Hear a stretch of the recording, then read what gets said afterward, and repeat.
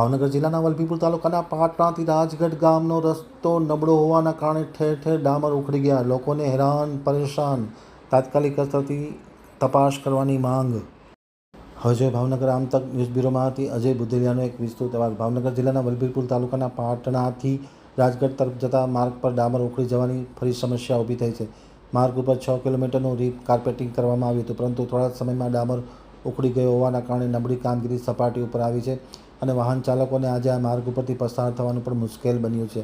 સ્થાનિક રહેવાસીઓ અને વાહન ચાલકોએ સમસ્યાને લઈને અવારનવાર ભાવનગર જિલ્લા પંચાયતના માર્ગ અને મકાન વિભાગના અધિકારીને જાણ કરી છે, છતાં કોઈપણ પ્રકારના પગલાં લેવામાં આવતા નથી અને નબળી કામગીરીને જાણે છાવરવામાં આવતી હોય તે પ્રકારના સવાલો ઊભા થયા છે. રસ્તાની ખરાબ સ્થિતિના કારણે દુર્ઘટનાઓનો ડર વધી ગયો છે. 20 ગામના લોકોને વાહનની મુસાફરીમાં ભારે તકલીફ પડે છે. એજન્સી સામે શિક્ષાત્મક પગલાં ભરવામાં આવે તેવી માંગ કરવામાં આવી છે.